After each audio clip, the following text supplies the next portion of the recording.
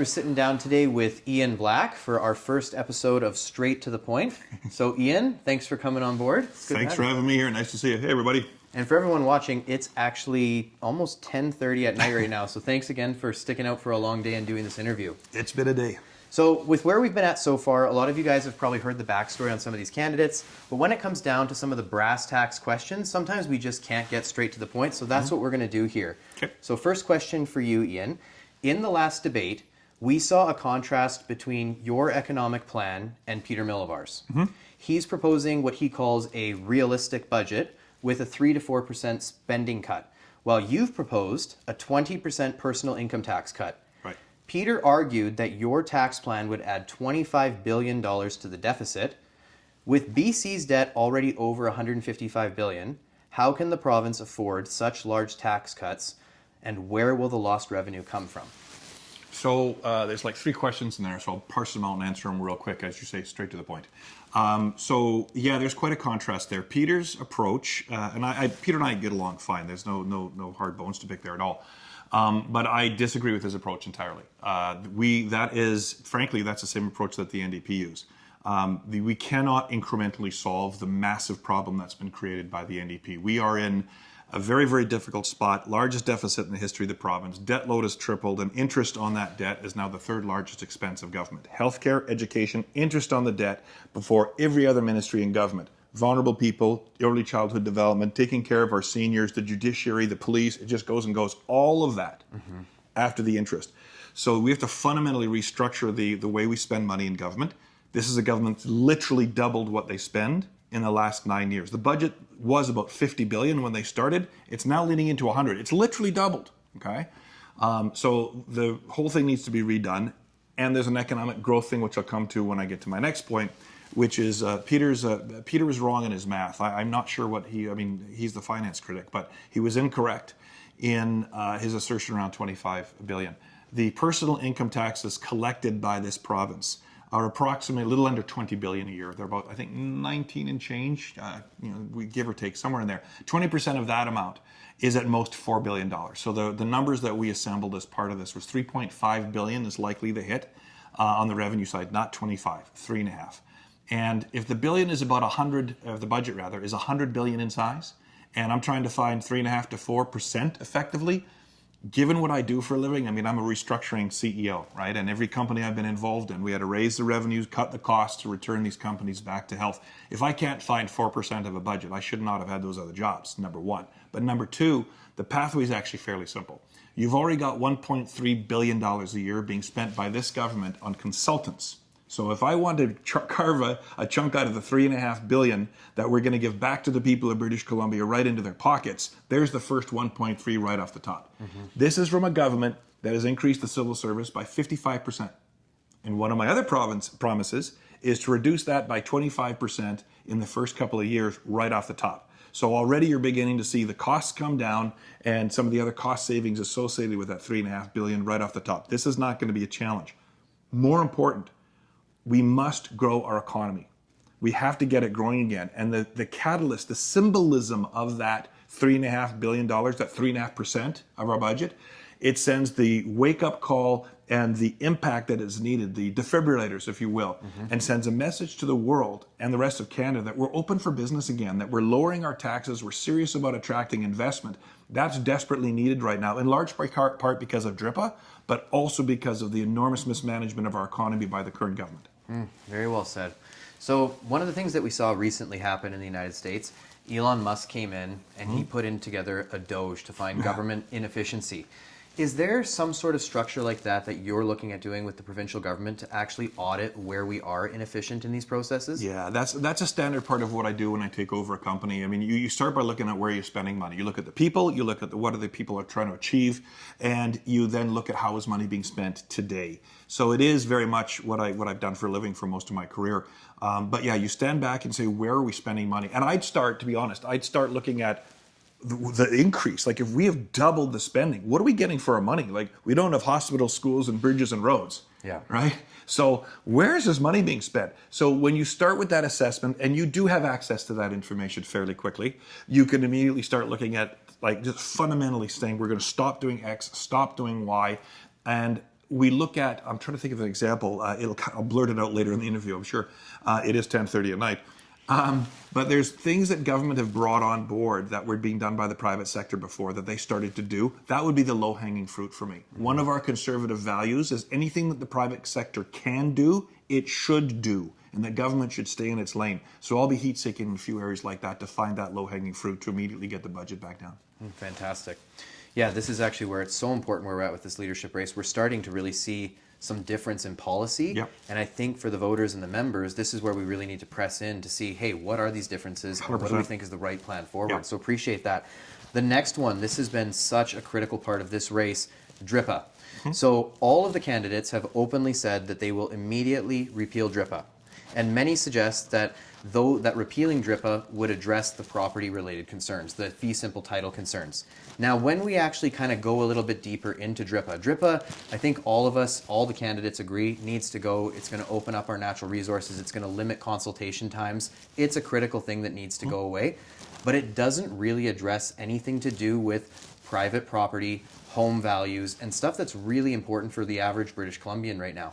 What will you do outside of repealing DRIPA to protect the private property and the property values of British Columbians? So you're right at several levels in that setup. There's no gold stars being handed out to any of the candidates who say that they're going to repeal DRIPA. Repealing DRIPA is both a practical requirement and it's symbolically important as well, because it is now, British Columbia is uninvestable. Right, the welcome mat for investment has been pulled away. One of the reasons I want to do that tax cut, we need to put a jolt to the system, and DRIPA is a large reason, not the only, but a large reason why I keep doing this. The welcome mat being pulled away. Foreign investors, like foreign direct investment, is a critical part of our economic foundation because we're a small open trading economy in Canada, and BC, of course, a subset of that with the advantage of exposure to the Pacific and the largest markets in the world over in Asia. But we're a small open trading economy. We must have foreign direct investment into our economy. That's the large dollars that build those pipelines, that build those mines, that build the forestry investment, capital investment, and frankly, a lot of the development in the Lower Mainland. When you're building, $2.5–3 billion condo complexes, that money is coming from sources, that might be issued by the Royal Bank of Canada, but that money ultimately is coming from international investors that they're channeling through into those projects as well. So very, very important. So DRIPA has to be removed to send a signal to the rest of the world that we're actually interested in getting our economy back as well. So it's got a practical side to it as well. And I would argue almost most urgently. But repealing DRIPA, repealing Section 8.1 of the Interpretations Act, which is, as you know, the enabling legislation that binds government to use DRIPA across all of government, right? Those two things have to be done. That will be done job one. That will be the first piece of legislation that is introduced when I become Premier of this province. The Constitution avenue is one that is available to us to address the point that you just said. Mm-hmm. We are the only Western democracy in the world that does not have private property enshrined in its Constitution, right? When the Constitution was rolled out in this country, it was 1982. Pierre Elliott Trudeau rolled it out. And for whatever reason, there's all kinds of stories about why not, private property rights were not included in that. We'll worry about it later. Well, we're at later, and guess what? This is one of the reasons we're having these challenges. So the DRIPA and the Cowichan decision and a few of the mining decisions up north, all of these things kind of piled onto each other to create the current crisis that was created by our NDP government. But it does not address private property rights in isolation. You're absolutely correct. My approach is to consult with the other premiers in this country immediately, even before I be sworn in as premier. It will be one of the first phone calls I make the next day to see whether we can get agreement off the top to get the legal phrasing around private property rights inserted into Section 35 of our Constitution that deals with Indigenous rights and titles. Mm-hmm. There could be a few other ways of doing that as well. It's not a hill to die on for me about which approach makes the most sense constitutionally. I want to focus on what's right, not who's right. If we've got some advisors that come to us, or any of my competitors in this race for that matter, if they've got an approach constitutionally that gets us to that finish line, I'm all in for it, if that's the smartest and fastest way to get there. But I do believe that the private property angle can only be addressed by a constitution. Well said. Yeah, so when we look at Section 35, my understanding is that it would require 7 provinces in agreement in order to actually amend the Constitution. So that is going to be a battle worth fighting, but it's going to be a battle. But will it? Because here's the thing. All these other provinces in the country right now, as opposed to, let's say, 15, 20 years ago, they were looking over the top of the Rocky Mountains and saying, I wish we could be British Columbia, right? When I was in government, highest wages in the country, highest youth wages in the country. We had jobs looking for people, biggest economic growth. We were leading the country in bringing up Canada's growth because of what was going on in BC. Now, the other premiers are looking across the Rocky Mountains and going, whatever's going on there, we don't want any part of that. So if we came to them and said, you know, we should really insert this phrase into the Constitution so that none of you guys will ever have the same problems we're having. Now, let's be clear. They have treaties and we don't. So it's not an apples to apples. I get that. But I'm thinking that it'll be a reasonably easy sell because there's a good logic to it to actually try to make sure that the problems we're happening can't happen anywhere else in the country. Well, you raised a really important point there. So during this process, while we're currently getting federal decisions like the Musqueam case that came out, right, that was hidden in a fisheries agreement. So while we have these federal decisions associating Aboriginal title, and we're going to be working towards, if you're a premier, you're going to work towards making an amendment in the Constitution, you did mention that British Columbia largely isn't under treaty. And that is, for example, a stark contrast between Alberta and British Columbia. Yep. We have far less treaty protection. Is that a process that we are going to need to undertake for British Columbia to actually open up the treaty process with the Indigenous, or what's your thoughts? Well, again, I mean, I'm the advice I get. I'm very confident in a lot of these conversations because I've got a lot of experience in them. When you start weighing into some of it, I always like to disclaim it just a little bit because I may learn something tomorrow that causes me to change the answer today. But the advice I've been given so far is that the constitutional angle it's a fix for sure. It would certainly take us well down the path to make sure that this never happens again and we're not ever having a conversation about whether we actually own the dirt under our houses, right? There's no question the certainty that comes from the treaty process is really, really good. And it would be, I think when we look at what happens after DRIPA is repealed, there's going to be a lot of challenges there. And I've said this at the debates. I mean, that's the most important question. We're all saying repeal DRIPA. The real question is, what's next? And who do you want from all of us on that stage? Who do you want taking the questions and the phone calls from the industry executives in forestry, mining, oil, and gas who are witnessing what the First Nations people have now said in writing what they're going to do, which is disruptive behavior, legal action, and some vague veiled threats in there around protests, blockades, et cetera, et cetera. The Premier's going to be taking those calls. You're going to get calls from labor leaders saying our guys can't get into the woods or to the mine sites, so they're not making any money. You're getting calls from the mayors and the councillors of the municipalities around this province saying our towns are economically drying up because of all the activity that's up. This is not going to be simple. Now, I hope I'm wrong. I really do. I'm not wishing this. But if that scenario happens, who amongst us is in the best position with the right background in government, in business leadership, et cetera, and has got the intellectual horsepower to go at that properly and best represent the interests of 5.7 million people? That's the bigger question. And I think that's really the important part of where you're at right now. The Indigenous piece of that, though, is also very important. At some point, you're going to have to re-engage the Indigenous leaders of this province who want to do deals.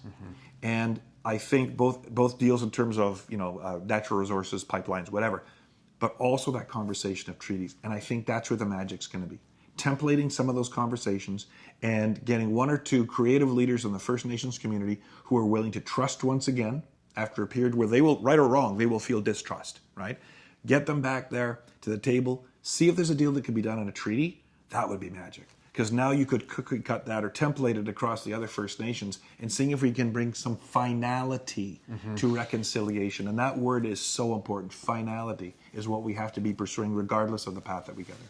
I'm really glad to hear you say that because sometimes it comes across almost like we're being politically expedient with this repeal DRIPA, protect your home slogan. Yeah, I agree. And so to actually see that there's a willingness to engage a little bit deeper on this and knowing that, you know what, there's a process here and we need a plan, it's really refreshing. Okay, the next question that I have for you. This has been a challenging year, to put it lightly, for the Conservative Party of British Columbia. There's been visible internal divisions. Looking ahead to the next BC general election, many are concerned about a vote split. Yuri Fulmer has addressed that with a deal with One BC, while others have not addressed this. What are your thoughts on Yuri's deal, and what is your plan to unify both the right-leaning voters and moderate centrists to avoid a vote split and defeat the NDP? All right, let me take the next 4.5 hours and cover it. That's like 6 questions there, man. Well, I'll start with Yuri's deal. Look, Yuri and I see things very similarly economically. We both run global companies. We've both got a lot of experience, capital, raising money, hiring people. You know, we're business guys, and there's a lot that we see similarly economically. I mean, I've got some additional experience there in government that he doesn't, but our starting point is quite similar. We're both free enterprise capitalists for sure. We differ dramatically on this deal. I don't like that deal one little bit for 2 or 3 reasons. Number one, he's actually technically not allowed to do that deal. What he's proposed around turning over 5 seats to 1 BC is technically a decision that only the board of directors of our party can make. But, you know, creative license to him. We're in the contest. Fine. The bigger problem for me is he's quitting on the job before he's got the job, is one way I'd put it. Or he's giving, I'm not trying to be, combative with Yuri, but I am competing for a job. I am asking all the members of our party to entrust me with leading this party so that I can build it into the most compelling political option in British Columbia.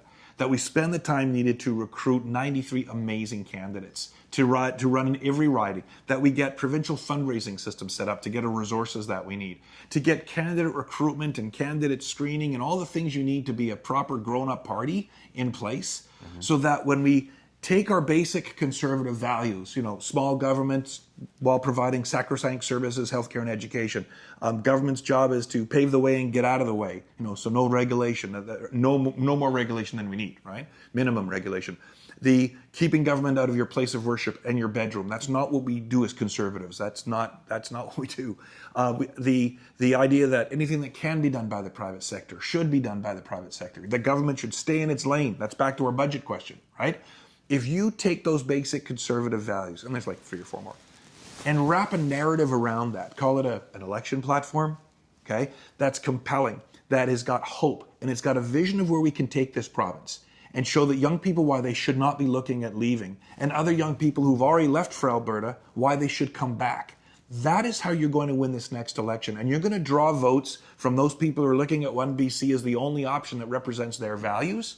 And you're going to get votes from people who voted for the NDP last time who are going, these guys are done. They're out of ideas. They've really screwed things up. The Conservative Party now has their act together. Let's go and vote for them. And finally, the group of voters who didn't vote at all last time. Maybe they're federal liberals, or maybe they were just people who looked at us and went, you're not ready. You didn't step up to some pretty sketchy behavior in that last election campaign. Some racist stuff that was said you didn't address. And they looked at us and said, we can't take that chance with you. Those voters are in play. And I believe that if you do what I described around that narrative, we are going to win that election, and we don't need to do a deal with another party, certainly not before we even have the chance to deliver on what a leader should do if they win this competition. Completely agree with you on that. Okay, this next section is actually from you guys. So I had over 100 questions that were submitted through messaging, through comments on multiple platforms. So I've selected... We're not doing all that. I got to go to bed soon, man. But we've selected a handful here, and I'm going to ask these. So we're going to try and do them a little bit rapid mode. We've got a few to get through. We'll do them rapid fire. Okay, here we go. All right, so this question comes from Alcohol Awareness BC on X. In BC, we currently push harm reduction and spend massive funding on naloxone, tiny homes, and wet housing. To many, it seems as though the government treats addiction like end-of-life care, where recovery isn't possible. Here in Kelowna, we have only 1 detox center, and it may be closing due to lack of funding. What will you change in regards to addiction and recovery? I think the NDP government lost the plot entirely on this particular issue. I'm a big believer in. I do not believe in safe supply. I do not believe in decriminalization. And to whatever embers of that haven't been stomped out by David Eby himself, because he realized the foolhardy approach he took, we will make sure whatever's left of that will get stomped out. The big announcement we made in January, which is still, I think, the biggest announcement of our campaign, much as I'm proud of the 20% personal income tax reduction, the biggest one that I'm most proud of, that I would stake a lot of my reputation on post-government, is the decision to redevelop the 244 acres of the Riverview lands and turn that into a global center of excellence for mental health and addictions, mental health, addiction recovery, and brain injury, because they're all fall in the same medical basket. And yes, a center of excellence in terms of research, people coming from around the world to share what they know, but also take away the expertise we've developed. But that's a big piece of land. The other part is building housing for people who cannot take care of themselves. We cannot let people be on the street who are doubled over on some sort of fentanyl high, who are clearly fragile human beings.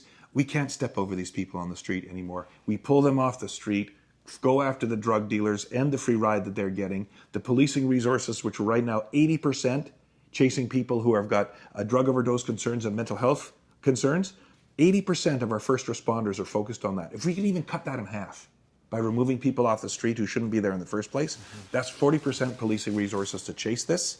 And that is where I believe we can make the biggest difference. But I think the alcohol awareness guys, they're not wrong. I think if we're serious about helping people get back on their feet, we've got to put the processes and the structures and programs in place that take them down that path, and I'm committed to doing that. Fantastic. This next question is fantastic. This comes from Tyler. He's a high school student in Kelowna, and he says this: Hi, Iain. For me to graduate from OKM, I need to take an Indigenous Studies course in grade 11 or 12, and we have to present a capstone project with a mandatory land acknowledgement. I've been informed that if I refuse to add the land acknowledgement that I cannot graduate. Will you do anything to change these requirements? First of all, Tyler, thanks for engaging. I think it's so important that we get younger people involved. Not everyone's a political dork like I am. I was telling you, the first campaign I worked on, I was for federal conservative. I think I was 10, delivering brochures on a Saturday afternoon or something. So good on you, Tyler, for being engaged. Well, there's a couple of points there. First of all, let's go backwards. We'll take it in the order you said it. Indigenous Studies course, listen, it's a form of Canadian history. I don't know enough about the course itself. I'm not a big fan of, when I'm studying history, I want to know what happened. There's always, and whenever you read history, history is written by the people who win the battles. Right? When we read about the Second World War, how the Allies defeated Hitler and the evil that he represented, right? Because we won the war, so we write the books that way, right? So there is that truism about history, but I believe that a lot of history can still be focused just on the facts. And when I think of Canadian history, comment number one, we don't teach enough of it. I only had one mandatory history. I don't know what it is now for you guys, but I had one mandatory course in Canadian history. So I don't want to diss the Indigenous Studies course. If it's part of a broader Canadian history, we should understand a lot more about where we come from as a country, including the people who lived here before Canada was settled as a country. As long as it's not done in a politically manipulative way that involves making us feel shameful about why we are where we are at the moment and turning our back on the incredible contributions that Canada has made on a global stage in our very young 158 years that we've been as a country. So I'm okay with the history course as long as it's not something that is politically motivated and presented. That wouldn't be okay. The second part around the capstone project, I don't like that one, Tyler. I'm kind of with you on that because I think that that leans into freedom of speech issues for me a little bit. I do not believe that I think the land acknowledgement conversation has got to a place now where it's very, very divisive. The language that is used, I've already made it very clear that we will remove any land acknowledgement language that uses language like unceded, that uses language like a colonizer or settler or stolen land. First of all, I actually don't think it helps our Indigenous people get on with reconciliation. I actually don't think it helps them at all. And I think it builds up a great deal of resentment. And again, it turns our back on the incredible place that this country is and how lucky we should all feel to live here. So the language around that, I struggle with a little bit. So I'm kind of with Tyler on that one. I think that if the capstone project, I've seen some of them, they're incredible. The ones I've seen didn't have that involved. So that could be school specific. I'd really be struggling with if it was ministry specific, but either way, we're going to step up to that once we win the next election. Fantastic. I'll try to be short of my answers. These are supposed to be speedy. I'm so sorry. It's late. This question comes from Gurv on X. Okay. A common concern I've heard from other BC Conservative members is that you are timid on social issues, such as child and adolescent transitioning, COVID mandates, and land acknowledgements. Right. Can you address these concerns directly? So we'll take them in reverse because we just touched on the land acknowledgements, and I am pretty clear on that. I mean, when I was in government, land acknowledgements were always standard. And I was lucky enough, I guess, so that when I became a young minister, I was the youngest guy in Gordon Campbell's government as a minister. Land acknowledgements were standard, but one of the guys I was working with pulled me aside and said, "Don't use the word unceded." I went, "Okay, why not?"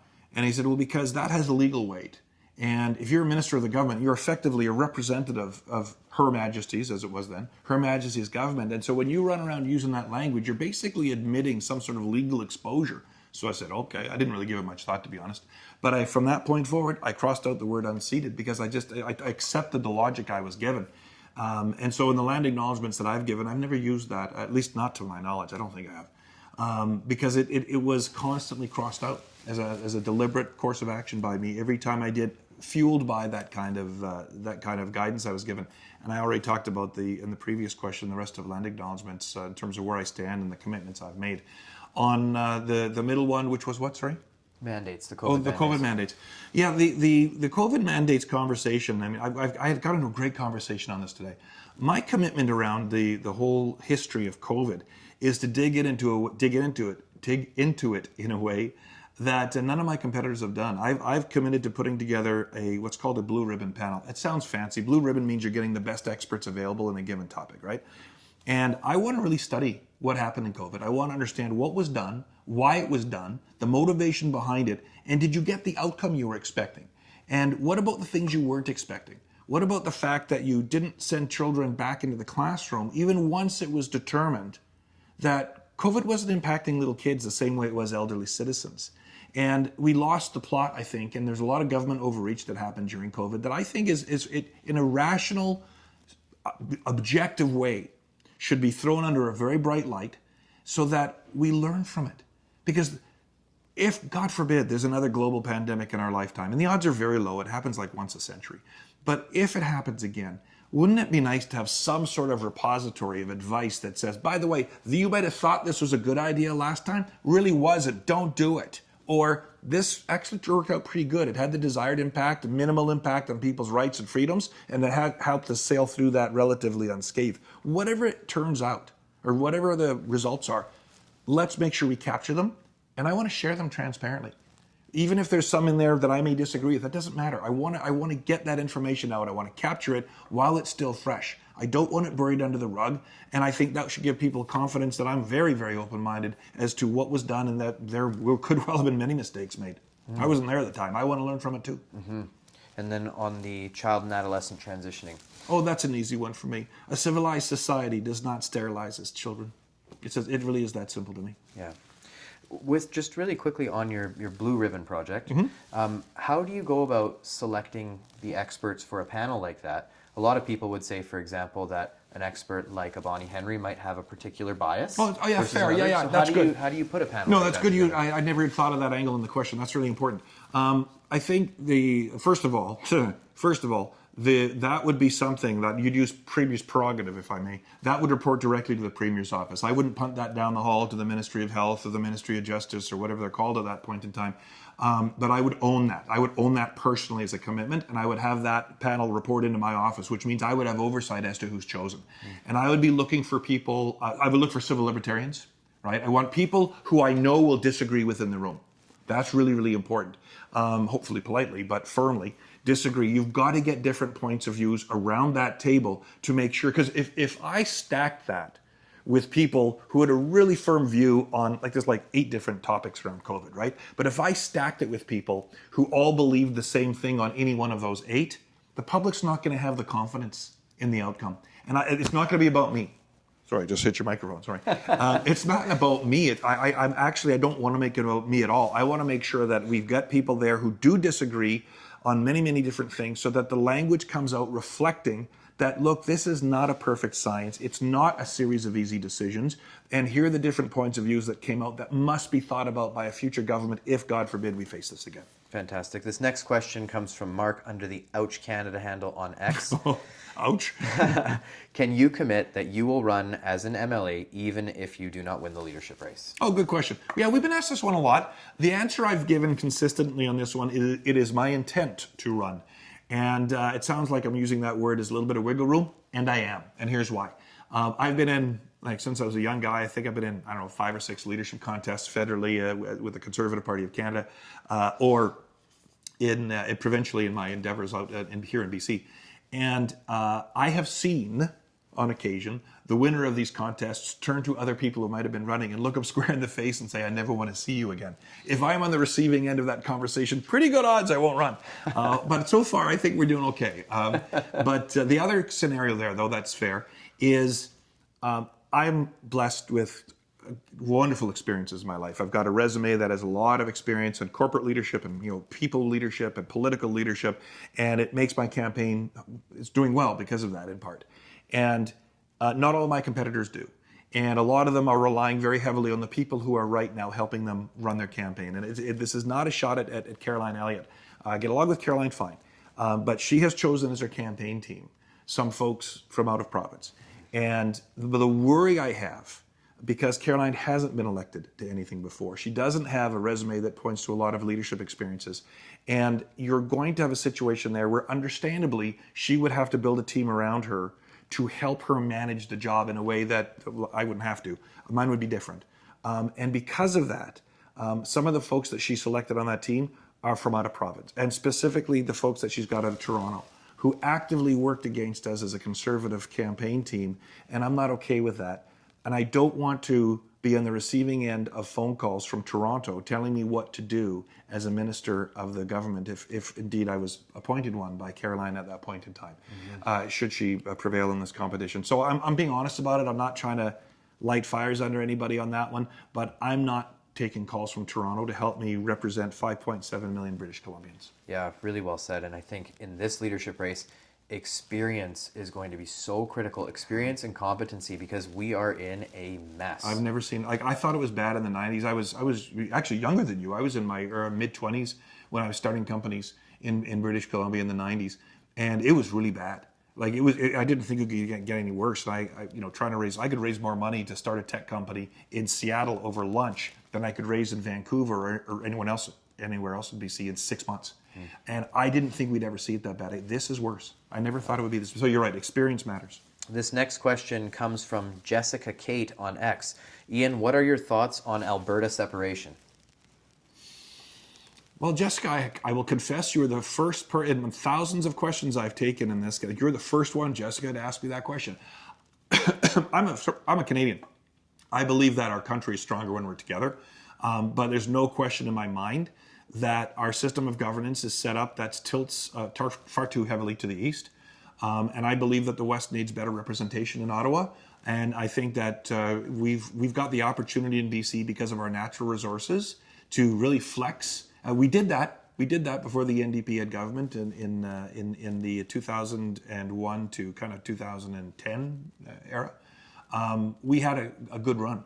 And we showed Ottawa and the rest of Canada that there were good ideas coming out of BC. We got the chance to do that again. And if we do things right, we should get that voice back in Ottawa. Fantastic. This next question comes from Kim Dobransky on Facebook. What changes will you make to the Residential Tenancy Act to make it easier for landlords to remove bad tenants? That is a great question. Probably there's a list of things on that one. I do believe, this happened before when the NDP were in power in the 90s, the same thing happened, is that they're bent towards changing the Landlord Tenancy Act to favor renters. And they, right or wrong, they saw that group, the renters, as their political pool, like their supporters. But the problem is you made it unattractive, as has happened again. You've made it unattractive for landlords to have renters. If you've got a trusting relationship and everyone's doing their part, you're paying your rent on time, you're not damaging the place, you've got an obligation as a landlord not to exploit your tenants. Those rules should be in place, because you're going to get the bad rogue actor, and you got to make sure that they understand, no, you can't do that. But if you're not paying your rent, if you've damaged the place, right, the landlord has got to have the ability to actually, this is a business transaction. They have to have the ability to do that within reasonable guardrails. And the NDP has totally shifted those guardrails in the favor of the tenants to the point where it's, I would argue, punitive towards landlord. Who wants to have a rental suite in your basement if you can't get rid of somebody who's trashing your own house that you live in? And that's exactly where it's at right now. So she's not wrong. This next question comes from Pastor Colby Milton, a good friend of mine on Facebook. And he wrote this. I'm writing as a concerned resident regarding the rise in crime across our province. Many British Columbians feel that repeated minor and mid-level offences are being effectively decriminalised through low prosecution rates, frequent catch and release bail, and weak consequences for repeat offenders. My specific question is, do you support recriminalisation and properly enforcing laws for the full range of criminal offences in British Columbia, including property crime, theft, break and enter, auto theft, violent crime, drug trafficking, and public disorder, and what concrete changes would you make to reverse the soft on crime policies? Well done, Pastor. Holy smokes, there's a lot there. I am in violent agreement with the 80% of that was a statement. So I am, because I'm an accountabilities guy, right? And there's a HOV lane close to where I live in Coquitlam that regularly people are using the HOV lane who are not in, who shouldn't be. They're in a car that's not an electric car, which is because it's one of those ones that allow you to have an electric car, or they're single drivers. And the reason that happens all the time is because there's no policing on it. If there's no consequence for breaking the rules, then as human beings, we learn that we can break them, right? And you saw that in our debate the other night when some people on stage, not mentioning any names, realized they weren't having the 2-minute answer enforced and they were giving 4-minute answers. Not me, I stayed at 2 minutes. But it's human nature. It's human nature. So the pastor is absolutely correct. If we don't show accountabilities for people who break the law, they're going to keep doing it. Now, the specific things we can do, it actually, believe it or not, it does tie back to my answer on mental health and drug addiction. It's all like the dominoes are all very closely tied to mental health and drug addiction, getting people off the street using involuntary care, frees up police forces to go after bad guys. So now you've got public health, public order, and that, believe it or not, leads you also to small business success. That's tied in there as well. So what do we need to do? The Riverview step is a big one there. We're actually down about a third of our Crown prosecutors, Pastor, so there's a good one for you. When we do catch the bad guys, because we don't have enough Crown prosecutors, they're not getting prosecuted quickly enough, and so they time out and they get tossed back on the street before they even get in front of a judge. So we can blame Ottawa for the criminal code, and we can blame them for bail reform, but we own some of this too here in BC. We own the prosecution, and we're not doing our bit. And the other thing is on the prosecution, it was one more thing, and I'll remember it in 2 minutes. It's now getting late. It was a good answer too. I'll come back. Good. This one comes from Jenna Stavroff on Facebook, and this is last 2 questions here. Okay. Iain, you have CV experience needed to do a rapid resuscitation of the BC economy. However, those same connections to business and the old Liberal guard are what make Canadians and Conservatives like myself nervous. What can you point to that shows that we can trust that you'll do what's right for BC residents, even if and when it conflicts with your interests in business? Oh, you're mistaking me for Mark Carney. The type of work that needs to be done to get the province back on its feet it's work I know how to do, right? It's quite literally for 25 years that transformative change is my expertise. The question's framed interestingly. I don't have a reliance on talking to people in the business community necessarily to achieve that beyond advisors, and I have no idea what their politics would be, to be honest, because it's not a political thing for me. But you should take some comfort, Jessica, was it? Mm-hmm. Take some comfort, Jessica, that because of what I do for a living for most of my career, it's what I call cash and carry. I get paid to show up, fix something, I hire a president to take my place, and I typically get some cash incentive and I leave. So I'm not loaded up with shares of any particular type of company. In fact, I think I'm actually not even sure what investments I hold because I'm a big mutual fund guy. So there's a series of mutual funds that my financial planners work with. So I actually don't have the kind of a stacked deck of interest, if you will, that would make that a problem the way it is for, as many are alleging, for our Prime Minister at the moment. But the business connection side of it is, I think, essential, but it is also, as advisors, because we need to get employment going again in the province. But those involved in the conversations that I lie ahead, I have no idea what the politics are. I focus on what's right, not who's right, and that includes chasing answers from the business and other investment communities to get our economy going again. Okay. So just to be really clear on that, you're not a massive shareholder in a blind trust in Brookfield? No, that's above my pay grade. I'm afraid our current Prime Minister, I've done okay in business, but our current Prime Minister, I think, is got a head and shoulders advantage of me on that one. All right, this is our last question tonight, Iain. So the Remanded on X asks, as Premier, if it was found out that Elections BC had acted outside its legislative authority during the 2024 election, would you launch an independent investigation? And would you commit to ensuring that any new recommendations that expand Elections BC power over political speech are fully debated in the Legislative Assembly before becoming law? What a cool question. That's the short answer is yes. So let me do it in the sequence it was asked. If there was like a court ruling that came down that said BC elections was outside its mandate, the government has no choice. It has to act on that for sure. Because it's very, very important that the integrity of our government institutions, and some of this I think is impacted by America a little bit because a lot of volatile language being used in the last decade out of America, and that we have to be careful as Canadians not to just absorb it without thinking about it first. We have to have trust in our government institutions, right? It is easy to say burn to the ground. The tougher thing to do is what I want to do, which is fix it, right? We have to have the trust in our government institutions. And I would argue, much as we only deal with them once every four years, that Elections BC is one of the most important, right? And we have to have the confidence that when we go through an election, that the results indicate what the people we're voting for. That there's no room for subjectivity. I don't want them providing judgment and those kind of stuff. So if we found ourselves there, absolutely, I would want it investigated fully.